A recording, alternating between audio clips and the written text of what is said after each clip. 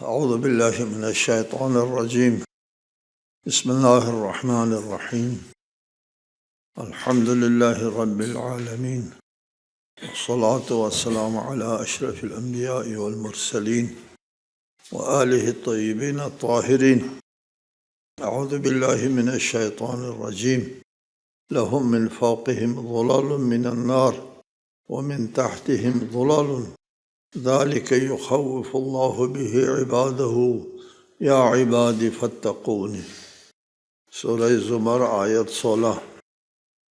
ان کے لیے ان کے اوپر آگ کا سائبہ اور ان کے نیچے بھی آگ کے شعلے ہوں گے۔ یہ وہ بات ہے جس سے اللہ اپنے بندوں کو ڈراتا ہے۔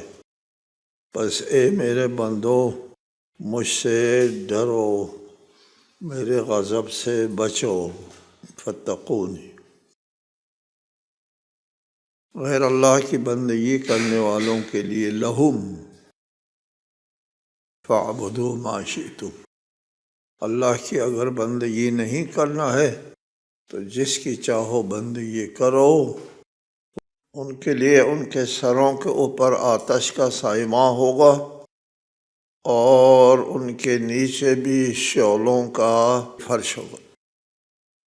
قرآن مجید میں دونوں جگہ سائبہ کہا ہے۔ ان کے اوپر بھی آتش کا سائبہ ہوگا اور ان کے نیچے بھی آتش کا سائبہ ہوگا۔ جو نیچے سائبہ ہے ان کے لیے فرش اور اس کے نچلے طبقے کے جہنمیوں کے لیے سائبہ۔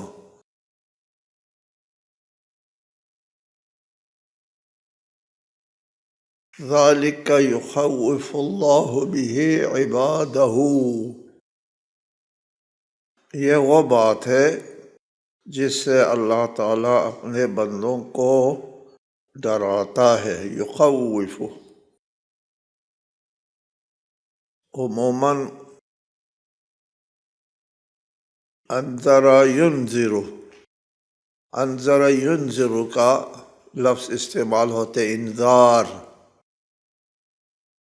لوگ انذار کا ترجمہ بھی ڈرانے سے کرتے ہیں۔ جو یخوف کا ترجمہ ہے وہ ینذر کا ترجمہ کرتے ہیں۔ یخوف و ینذر ایک ہو گیا، ایسا نہیں ہے۔ یخوف اور ہے، ینذر اور ہے۔ ینذر تنبیہ کرنے کو کہتے ہیں۔ انذار بھی وہ تخویف ہے جس میں نصیحت ہے، جس کے اندر نصیحت والے تخویف کو انذار کہتے ہیں۔ اور اگر نصیحت کے بغیر سزا والا ہے تو پھر اس کو یخوف، خود خوف کا لفظ استعمال ہوا۔ یخوف اللہ بہ عبادہ، اپنے بندوں کو ڈراتا ہے۔ عبادہ، اپنے بندوں کو۔ اللہ تعالیٰ کو اپنے بندوں کو جہنم میں عذاب دے کر اللہ کو کوئی فائدہ نہیں ملتا،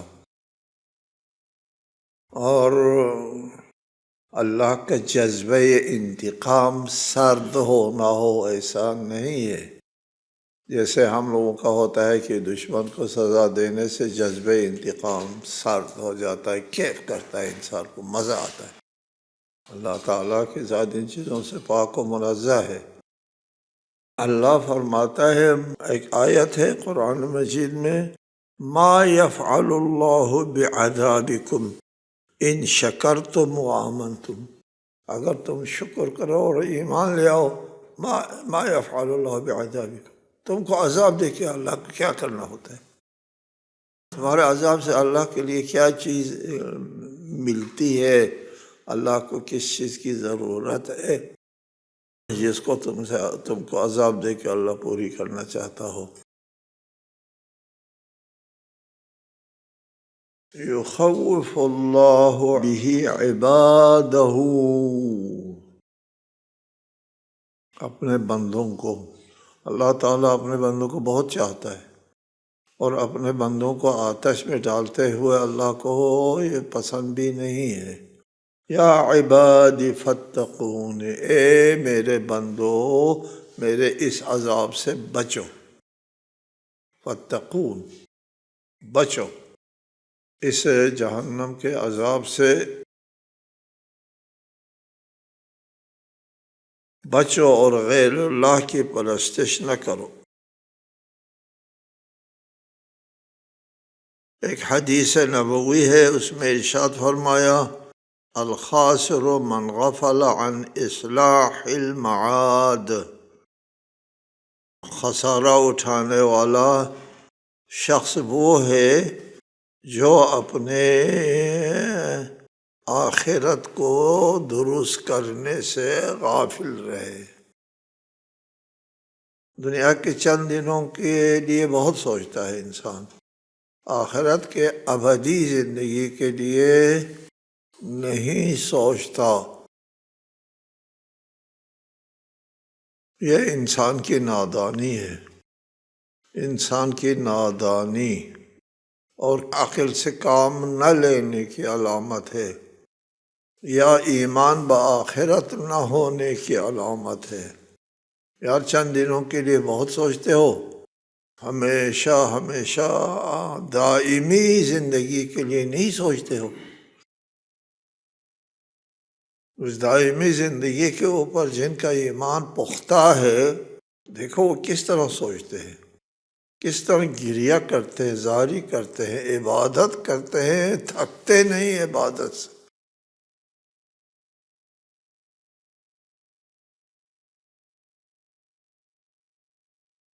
حدیث ہے المؤمن کیس، مومن ہوشیار سمجھدار ہوتا ہے، بیوقوف نہیں ہوتا۔ پھر فرمایا الکیس کیس الآخرہ، ہوشیاری آخرت کی ہوشیاری ہے۔ اگر ایک شخص اپنی آخرت کی زندگی کو درست کرتا ہے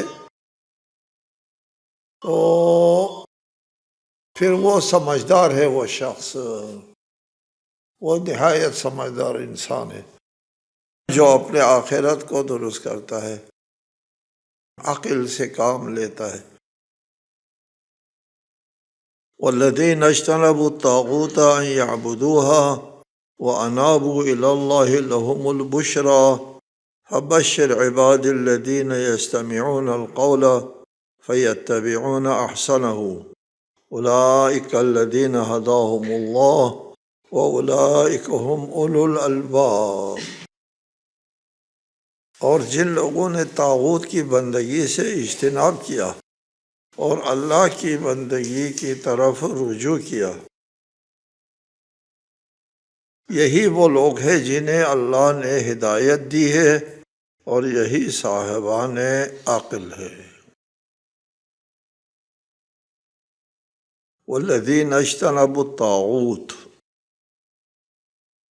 جو لوگ طاغوت کی بندگی سے اجتناب کرتے ہیں، اللہ کی بندگی سے سرکش ہونے سے اجتناب کرتے ہیں،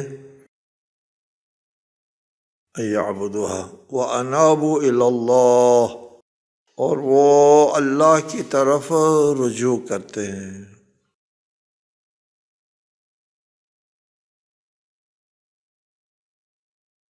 غیر اللہ کی پرستش سے اجتناب کر کے اللہ کی طرف رجوع کرتے ہیں۔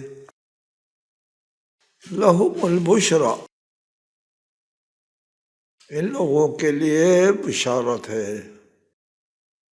فبشر عباد الذین یستمعون القول فیتبعون احسنہ،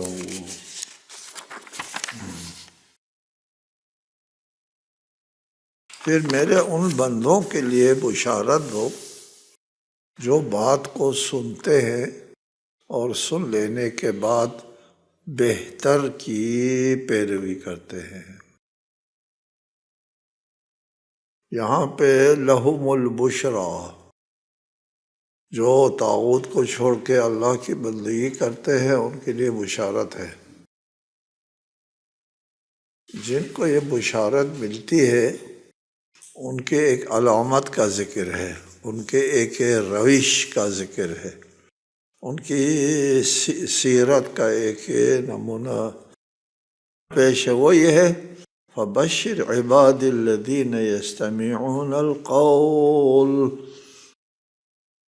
میرے ان بندوں کو وہ بشارت دے دو جو بات ہر ایک کی سنتے ہیں. یستمعون القول،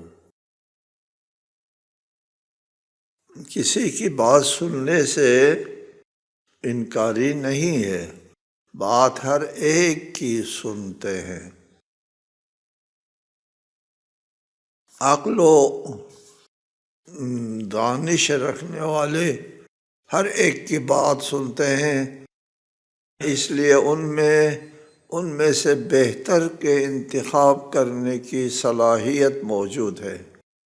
جب بہتر انتخاب کرنے کی صلاحیت موجود ہے، اسلام کی وجہ سے اسلام ایک آفاقی ذہن رکھنے کی تلقین دیتا ہے، تنگ نظری نہیں کہ اس کی بات نہ سنو، خبردار اس میں نہ جاؤ، ادھر نہ جاؤ، ادھر نہ جاؤ. نہیں، اسلام کہتے ہیں جہاں چاہو جاؤ، جس کی چاہو بات سنو.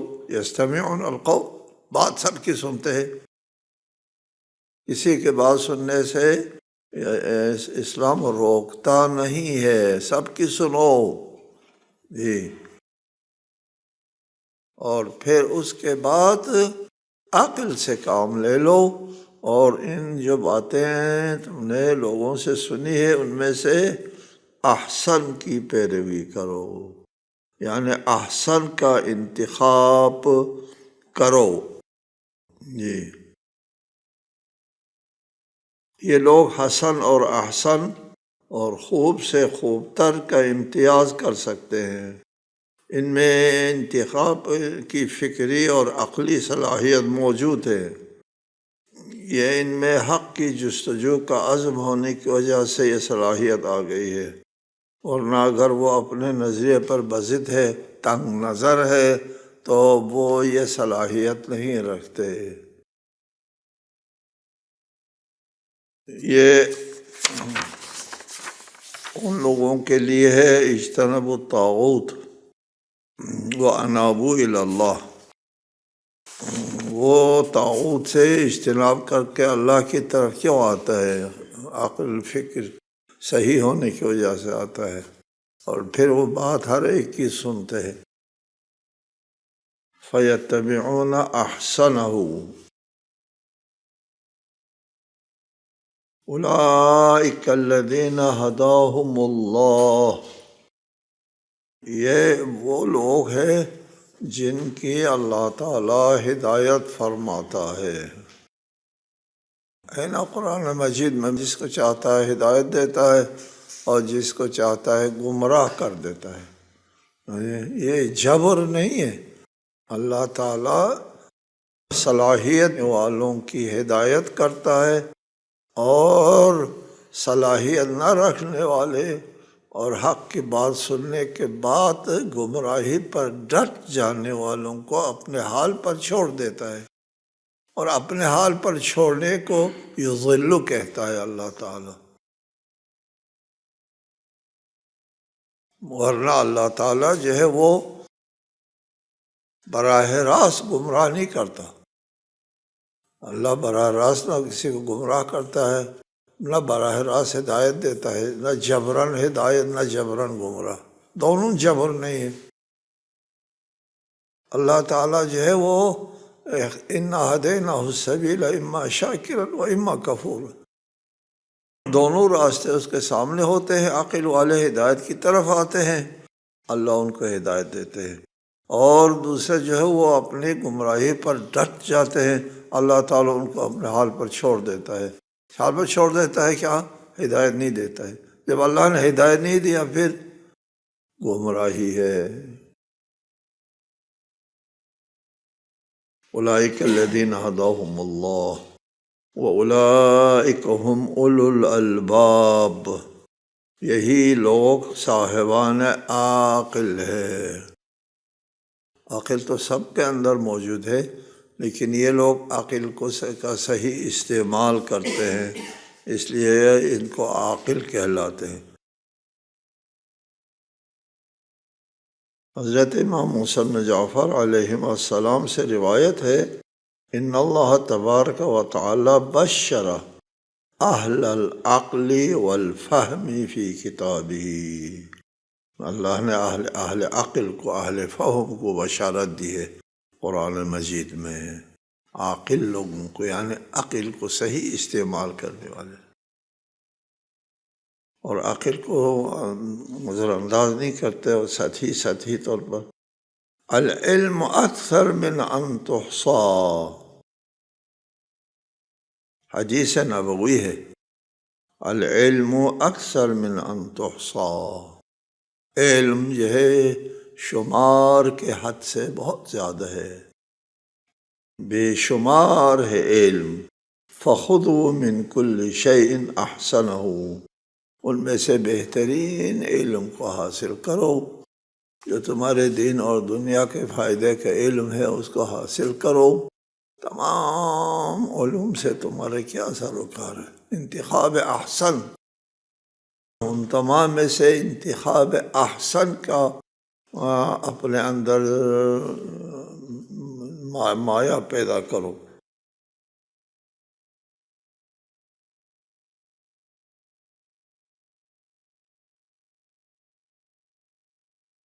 افمن حق علیہ کلمۃ العذاب افانت تنقذ من فی النار، بھلا جس شخص پر عذاب کا فیصلہ حتمی ہو گیا ہو، کیا آپ اسے بچا سکتے ہیں جو آگ میں گر چکا ہے؟ افمن حق علیہ کلمۃ العذاب، جس کے اوپر کلمہ عذاب ثابت ہوا ہو۔ جی، یہ قرآن مجید میں یہ لفظ حق القول آتا ہے، حق کلمہ بھی آتا ہے، حقت کلمہ بھی آتا ہے، حق کلمۃ العذاب، حتمی فیصلہ، اٹل فیصلے کے لیے لفظ استعمال ہوتا ہے قرآن مجید میں، یعنی آخری اور حتمی فیصلہ۔ یہاں پر لفظ حق آیا ہے، حق علیہ کلمۃ العذاب، کلمہ مؤنث ہے، حقت ہونا ہوتا ہے، حقت کلمۃ العذاب۔ اس کی توجہ یہ کرتے ہیں حقہ کیوں ہے، پھر ادھر توجہ یہ کرتے ہیں، دو باتیں ہیں، ایک تو کلمات مؤنث ہے، مؤنث مجازی ہے، حقیقی نہیں ہے، مجازی کے لیے تذکیر و تانیث دونوں کی گنجائش ہے ایک، دوسری بات حقہ اور کلمہ کے درمیان میں فاصلہ ہے، علیہ، حق علیہ کلمت، حقت کلمت العذاب، تو علیہ اگر نہ ہوتا تو حقت ہونا ہوتا، علیہ فاصلہ ہے، لہٰذا حقہ ہو سکتا ہے ادبی بنیاد پر، یہاں قرآن پر نحوی اعتراض نہیں آ سکتا۔ افانت تنقذ من فی النار، رسول اللہ سے ارشاد ہوتا ہے، رسول اللہ بہت مہربان تھے چونکہ وہ رحمت للعالمین ہے، بالمؤمنین رؤوف الرحیم، مؤمنین کے اوپر بہت رحم، باقی انسانوں کے اوپر بھی رحم کھانے والا۔ اللہ ارشاد فرماتے افانت تنقذ من فی النار، جن کے اوپر حق علیہ کلمۃ العذاب، عذاب کا فیصلہ حتمی ہو چکا ہو، کیا آپ ان کو آگ سے بچا سکتے ہیں؟ نہیں بچا سکتے، جی، ان کی کوئی شفاعت نہیں کر سکتے۔ افانت تنقذ، کیا آپ بچائیں گے، من فی النار، جن کے اوپر فیصلہ جو ہے حتمی ہو گیا ہو، ان کو نہیں بچا سکتے۔ اس کا ایک مفہوم یہ نکل سکتا ہے کہ اگر فیصلہ حتمی نہیں ہے تو شفاعت کے ذریعے بچا سکتے ہیں، اور فیصلہ حتمی نہیں ہوگا، جن کا گناہ جو ہے وہ شرک اور کفر کے حد تک نہیں ہو، کفر پر نہیں مرا، شرک پر نہیں مرا، اگر وہ شرک اور کفر پر مرا ہے تو اس کے لیے کوئی گنجائش نہیں، حقت علیہ کلمۃ العذاب۔ اور اگر شرک اور کفر سے کم گناہ ہے اس کے پاس تو پھر اس کے لیے معافی ہو سکتی ہے۔ لیکن الذین اتقوا ربهم لهم غرف من فوقها غرف مبنیۃ تجری من تحتها الانہار وعد اللہ لا یخلف اللہ المیعاد۔ لیکن جو اپنے پروردگار سے ڈرتے ہیں ان کے لیے بالا خانے ہیں جن کے اوپر مزید بالا خانے بنے ہوئے ہیں، جن کے نیچے نہریں بہہ رہی ہیں۔ یہ اللہ کا وعدہ ہے اور اللہ وعدہ خلافی نہیں کرتا۔ لیکن الذین اتقوا ربهم، جو اپنے پروردگار سے ڈرتے ہیں۔ اتقوا کا معنی یہاں اس کے عذاب سے ڈرتے ہیں، یہ اس کے عذاب سے بچتے ہیں۔ ان کے لیے غرفہ بالا خانے کو کہتے ہیں۔ غرف ایک نہیں، کئی غرفے ہیں، متعدد غرفے، اور ان کے اوپر اور غرفے ہیں، یعنی کئی منزلہ عمارت ہے۔ یہ قرآنی آیات اور جنت کے اوصاف جو بیان ہوتا ہے اس سے ہم دنیاوی ذہن رکھنے والے دنیاوی غرفوں کا تصور کرتے ہیں۔ کہتے ہیں کہ من بنا مسجدا بنا اللہ لہ بیتا فی الجنہ، جو ایک مسجد بنائے گا اور اس کے لیے جنت میں اس کے لیے اللہ تعالیٰ گھر بنائے گا۔ کہتے ہیں ہر بالش کے مقابلے میں ایک گھر بنے گا جنت کے۔ تو ہمارے ذہن میں آتا ہے ایک گھر بنے گا تو ایک قصر صحیح، یہ چند 6 7 8 9 10 کمروں پر مشتمل اور لان پر مشتمل۔